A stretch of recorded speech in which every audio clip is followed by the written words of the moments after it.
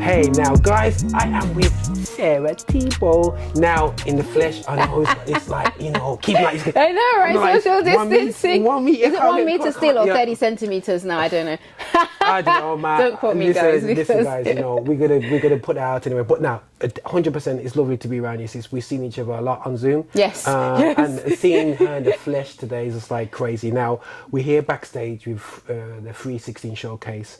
I must admit, it's the first time I've seen you perform live. Oh, wow. Because I'm just like a geek that just holds. I just in the background. I look at all these performances. I've seen someone achieve your performance on social media. So, and you're amazing. Oh, absolutely thank amazing. you. So it's like I'm like, wow. So it's been crazy, you know. We've been only communicating through technology, and now we're starting to do gigs and whatsoever. Thank God. You know, how's it feel actually doing? I know there's no crowd, but yeah, is it like a release? Oh my goodness! I think you must have felt it because it was like a release. It's been a long time coming. It's been nearly a year and a half. Wow. You know, so it's been a long time, and I think I probably speak for most artists when I say. Whoever is in the audience when we come out first is going to get the best of us because it's just been bottled up for such a long time. But no, it feels really good to come out and to be on stage, even though it wasn't a massive, well, there wasn't anyone in the room because obviously COVID, but it feels really, really good to be on stage with a band, you know, performing live. It was fantastic. Cool band, I loved guys. it. Cool Do band. check out 316 Gospel, man, because they're doing amazing stuff, and they're here in my lovely town, Birmingham. But, you know, your lovely town, Birmingham town, the city, it's now in Brom town. But no, it's fantastic for you to come up and actually, you know, share the stage, and it was just amazing performance. But for myself now, seeing all these performances, as you said, coming through, we're going to see events. Do you feel like we're going to be doing this for a while now, these type of kind of COVID? Yeah, I know, I'm going against your desire, but to his desire aside, you think we're going to be doing this for the next till 2022? I feel like for 2021, probably to be on the safe side, some organisers may want to be on the side of caution and just have empty rooms, record and stream live. Some organisers, but a few might be willing to take the risk and have people in the room, albeit socially distanced. You know, I feel like there's still going to be a lot of regulations.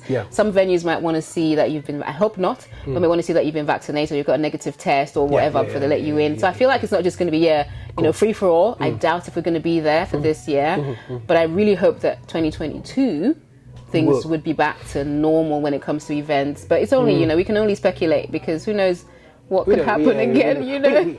Who knows, man? You know what I mean? And I think that it's crazy, you know, in this kind of limbo land. But I know that you've been doing some amazing stuff in the background. You've worked on, you've fought your way and you know, working on your EP album and the growth of a sound. You've tweaked your sound slightly. Yes, Just putting it out there, guys. My favourite track, she knows I'm going to say this, is New Day. Yes! And I like that whole... that vibe, but it's a bit different vibe now. It's a bit more... But you know the funny thing is, if you get... I must admit, the track you performed today, the second track, it was a bit of... Spirit Come, But listen, it's interesting you'd say that. And when the album comes, you go and listen to the first track. Because what I did in the first track is I gave people... Literally, it's as though I was answering your question. I gave people New Day on the new album as an instrumental, playing over an interview of me saying, answering your question to say, I know that you guys may have noticed a slight shift, but it's deliberate. So I'm saying all of that, and New Day's playing in the background, and then it goes into Spirit Come. But no, Spirit Come That's how the album starts. It literally goes from old to new. No, but what I do love about Spirit Come, to be honest, is that I call it ghetto praise. You know, people get me in trouble with that one, but a bit more baseline than the average bear. But I think it's important that, you know, when we do praise and worship, I think sometimes we've tried to imitate it too much. But when I feel that you're still oozing your sound through it, and I feel that when I listen to that song today, you perform it live, I'm like, that's us doing what we do. And this is why I find things like what Dante Barry's doing, all his business. And as much as they might say this isn't gospel, but I can feel the soul in their worship. Yeah, absolutely, you know what I'm saying? And I feel the soul. I feel the right. I say jerk seasoning for the Western Indies. What's the seasoning for? Just say jollof. Just say you feel the jollof. I feel the jollof, man. You know what I'm saying? I'm trying to make this out, but I'm gonna get beaten up. I know Lady T's gonna beat me for saying that, but no, it's a beautiful song, and I think that we need to definitely praise the way you're going, the producers that you're working with, intentional, and I think that you have intentionally kind of like grabbed this period and actually been productive with it, which is fantastic. So going forward now, how do you feel you're going to be touring that track? How are you going to be touring? I mean, this is the challenge. You have to navigate it differently from previous ones, because previously you'd be like, oh, I'm going to go probably around cities or around churches or around venues and events, but it's very slim pickings now. Even churches aren't really doing stuff physically, so it's all going to have to be virtual. There is actually going to be, if I'm allowed to say, a virtual release concert to launch the album on the 24th of July. So I'm doing it to raise funds for Compassion.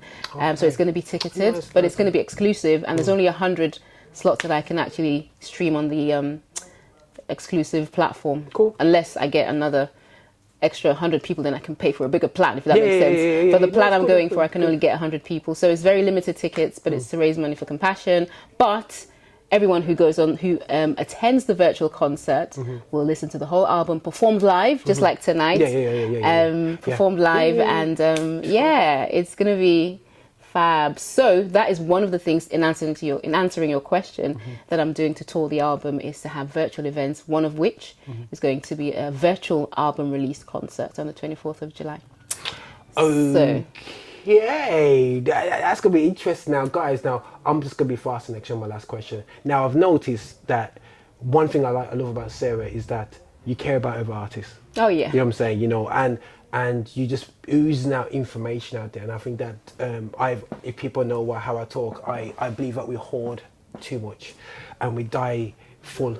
We don't die empty, I really appreciate that. But the fact that you want to show out to use your podcast platform or YouTube, I don't know what you call your podcast, Equilibrium. Do you know what? A podcast is coming, but you're prophesying already, because a podcast is coming. That was YouTube. Sorry, guys, I know the techniques. Don't tell her. I see the build up. But I feel that, and I see the intention in that, and I think that it's important that we document where we're at and document our processes that we can pass on to the next generation. So absolutely. I'm spotting you out for that. You know what I'm saying? And so it was a good guest then. Yeah, but the podcast is actually about something different. I don't want to take over this interview, because I'm like an onion. You just keep getting more and more layers. It's unreal. So I'll probably park it there. But no, honestly, in terms of giving to the next generation, what I tend to do whenever I do something new, I actually, as you say, take notes so that I can tell someone else how to do it. Literally, I take notes, and I think we, as a scene, there's so much space at the top. There's so much space for being relevant that we have no excuse. So what we can do is pull other people up. It's just like climbing Mount Everest. Unfortunately, there's not much space at the top of Mount Everest, but climbing a high table effectively. There's so much room at the top if we can just pull each other up. And so that's really what I advocate for, is helping other upcoming artists and even established artists. Because it's an evolving industry as well. So there's always something to learn, and that's really what I'm about. So I'd love to see as many of us just shine and thrive and prosper and be relevant, because even if you look at Africa, there's not just one person who's like the big Afrobeat star. You can mention 10 names in a breath, but that's because they work together, and for other scenes as well. And I really hope that we can be the same here, where we've got a scene that you can just, not just people that are popular on social media, but we're really making huge strides in the scene, even on mainstream as well. So that is the prayer. But I'm just a one-woman band. There's not much I can do. I can only do so much, basically. We got to practice, because what I find is that, what we do in Infinity Xtra, as you know, we represent, black music, but I've been very intentional, because our sounds have been very fragmented. In terms of reggae over there, HipHop over here, soul and R&B. We've all been separate doing our things. And what we intentionally trying to bring it together, and realize that that soca is actually the origins of Afrobeats. But anyway, you know what I'm saying? Okay. But I'll put Did you hear what he said? But intentionally to bring us together, you know what I mean, in terms of our sounds, in terms of our cultures. You're right. But I don't know if that's achievable though, because each of those different subgenres that you've mentioned, or genres even that you've mentioned have their own DNA. Oh, so there's hardly a way that you can bring everything together. I don't think the thing with us is we have a common thread in terms of our message. Got it. Our styles may be different, but our message is always the same. So that's one thing that could be the unifying factor. But other than that, it might be a struggle trying to have that one sound.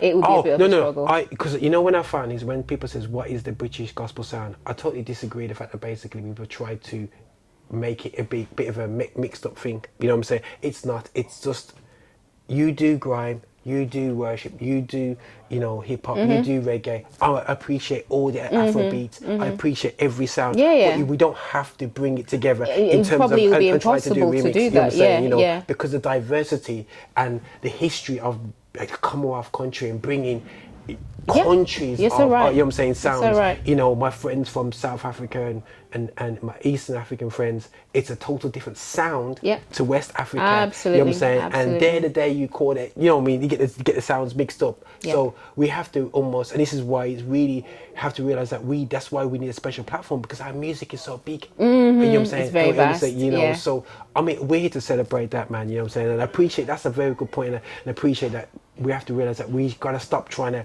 make British gospel a sound and actually appreciate the sounds that we have. Absolutely. You know and celebrate the sounds that we have. You know what I'm saying? So it's Afro, it's Afro. If it's reggae, it's reggae. If it's hip hop, it's hip hop. If it's grime, if it's rap. Absolutely. UK rap poetry as well. You know what I mean? I think that's another unloved media. Yeah, poetry is actually rooted in Africa as well. There's something. Oh yes. All right. Oh yes. Teach me, sis. You need to. In Africa, there's something called chanting. And I'm not Yoruba, but my husband's Yoruba, and I know a lot about the Yoruba tradition and Yoruba tribe. And there's something called ewi, and there's another thing called oriki.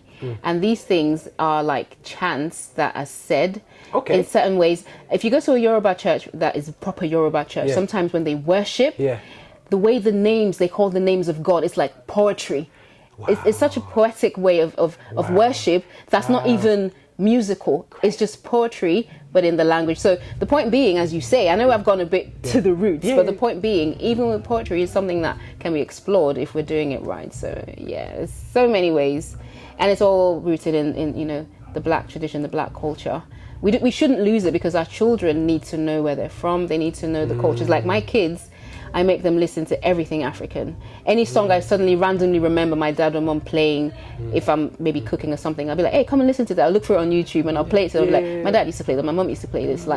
So they know where they're from, because you don't want them to lose their identity as well. That's a whole different thing when it comes to identity. No, and I said to my friend, we were just playing football together today, and he's from Zim. I said, don't ever be ashamed of your surname. That's your identity. You know what I'm saying? I said, I haven't got an identity. You know what I'm saying? And you don't realize that identity. You don't realize how powerful that is. You know what I'm saying? And people say, oh, your identity is in Christ. No. That's not what we're talking about here. You know what I mean? That something you can bend, and you know what I mean? Whilst you're here on earth. You know what I'm saying? You need an identity, which is why even Jesus had an identity. He had a tribe, so much so that his genealogy was chronicled in the book of Matthew, all the way from Adam through to Joseph, for his identity to be established, that he was a son of man as much as he was a son of God. And I don't want to preach, but we need our earthly identity as much as we have our identity in Christ. Amen. So that's critical. And that balance, for me, it's simple as it's just dignity in Christ. Absolutely. Black dignity in Christ. It's just a simple thing, but it's something that we've shirted away from. But we're here to support each other and work with each other. And guys, I just want to, we're here with 316, trying to do backstage, and myself, present on Affinity Xtra, and we're trying to just really set a platform where people realize that we have to work together to move forward. We're here to support the artists, we're here to celebrate the artists, we're here to create platforms for the artists live-wise, and we're here at the radio Affinity Xtra to be a platform for their music, to chat and make up noise about social issues. That's usually me on the edge. But the reality show is we want to be relevant for this generation. And I really appreciate the time to sit down and chill out. He's getting too comfortable in his set, I feel like I just got it's got another half an hour, so but now I need to go back to London.